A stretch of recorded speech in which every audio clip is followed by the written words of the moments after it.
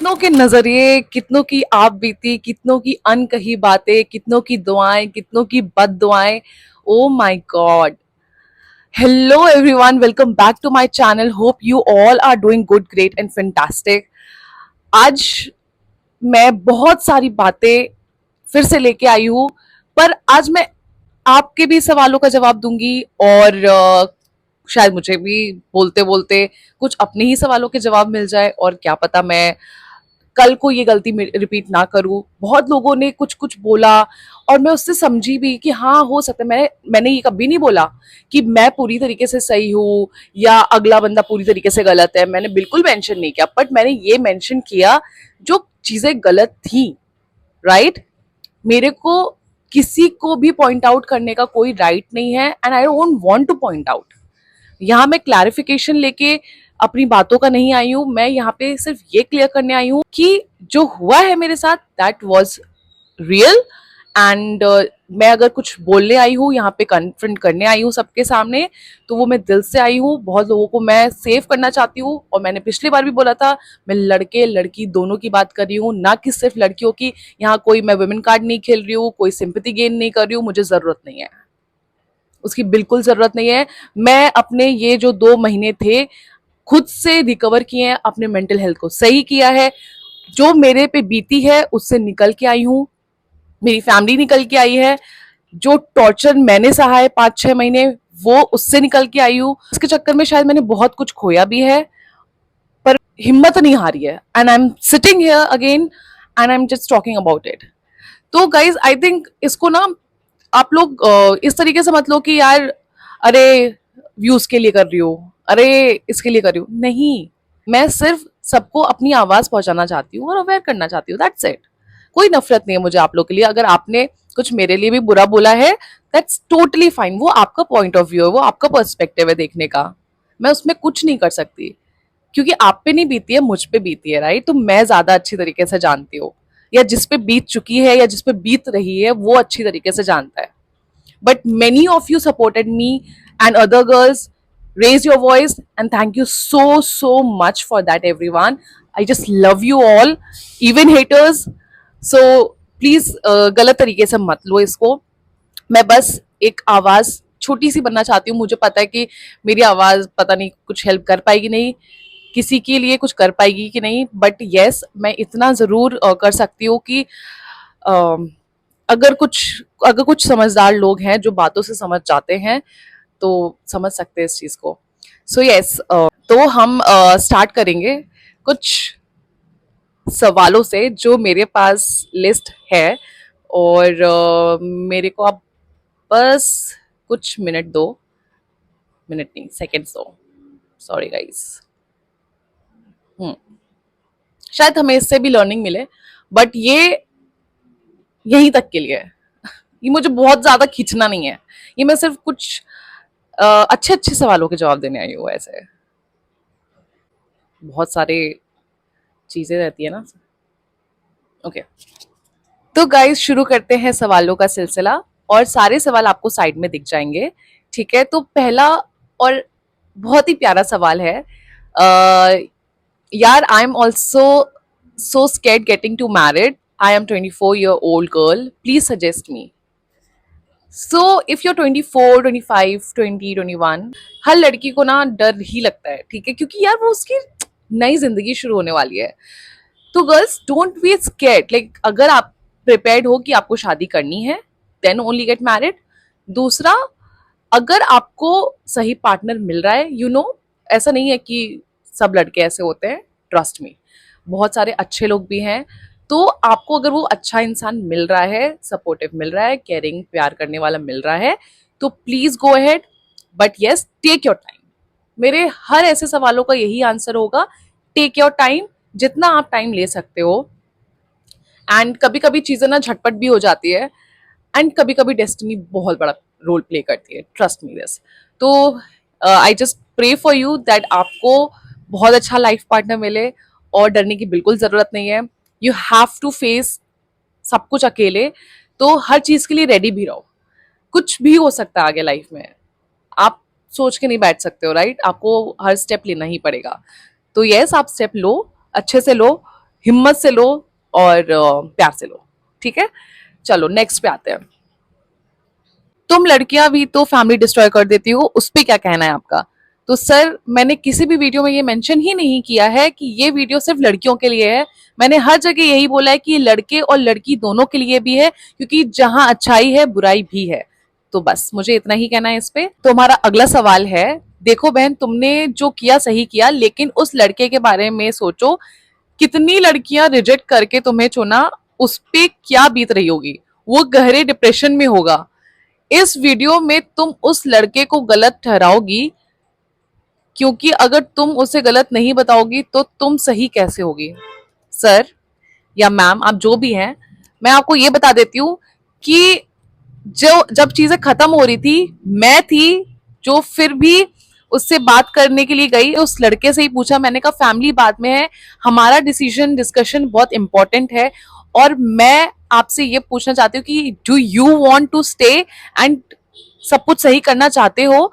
ही said ये love marriage नहीं है, अरेंज मैरिज सेटअप है, जो फैमिली चाहेगी वो होगा, वैसे होगा, मैं किसी के अगेंस्ट नहीं जाऊंगा। मतलब उसने मेरा स्टैंड नहीं लिया, तो इसमें मैं गलत कहां से हुई?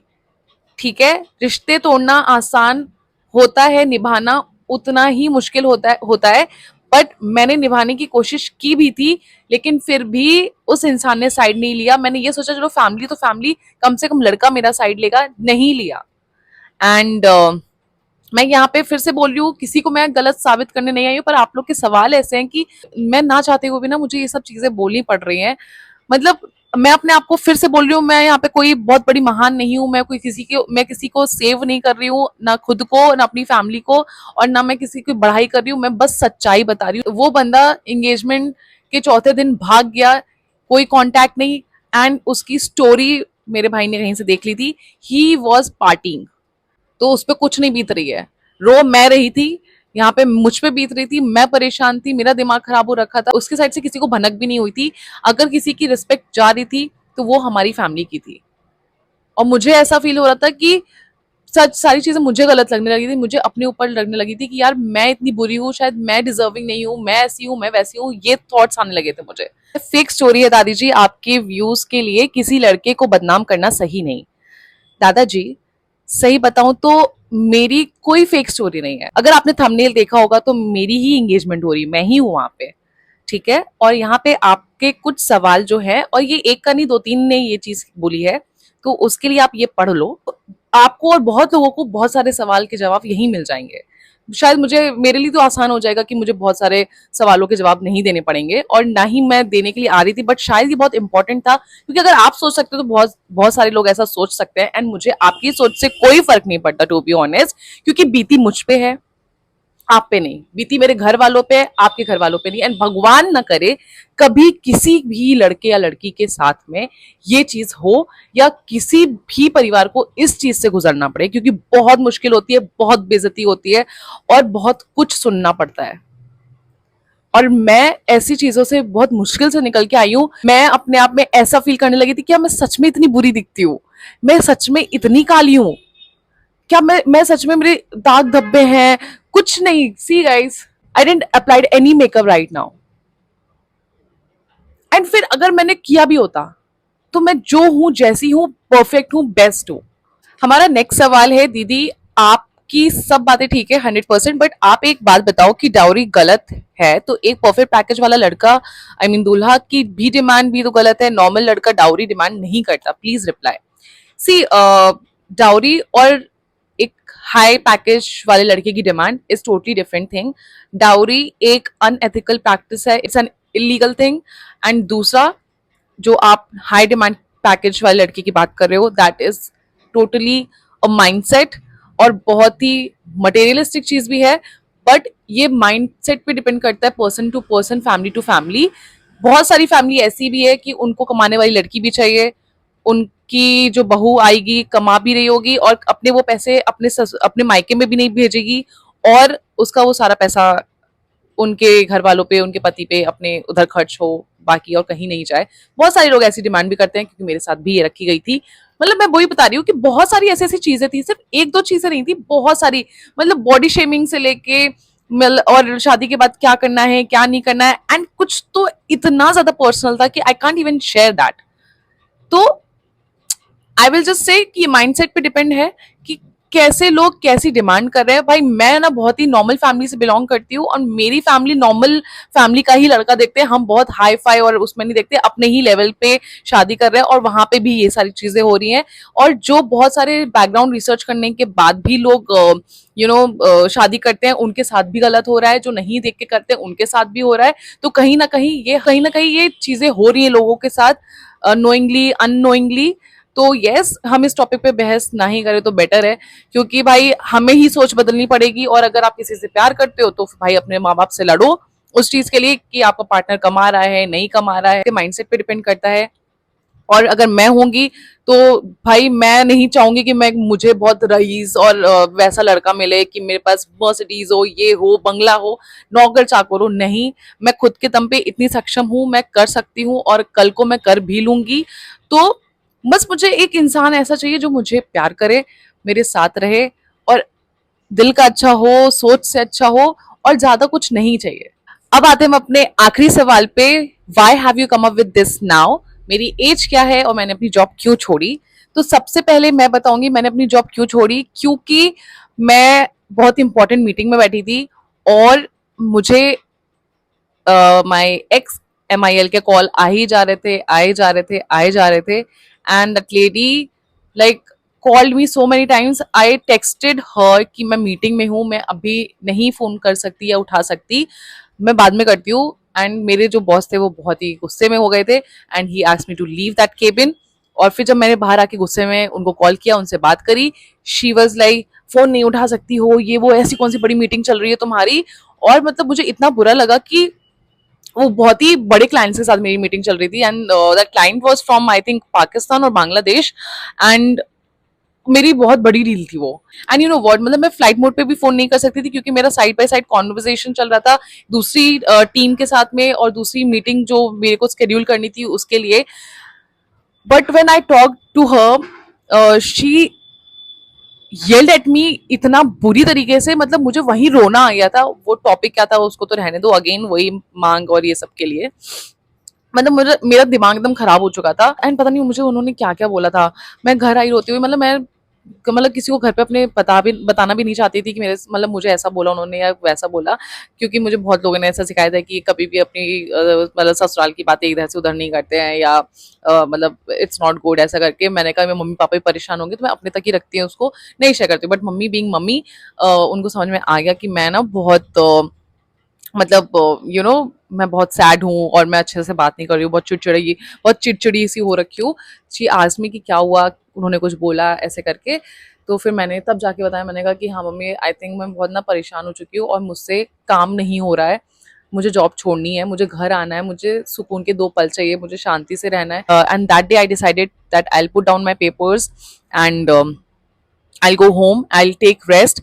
सबसे पहले खुद पे मुझे अपने वर्क करना है, अपना कॉन्फिडेंट पूरा वापस लेके आना है and then again I start applying for jobs. So yes, this was the reason कि मैंने जॉब क्यों छोड़ी थी, क्योंकि मैं मेंटली सारा चीज हैंडल नहीं कर पा रही थी.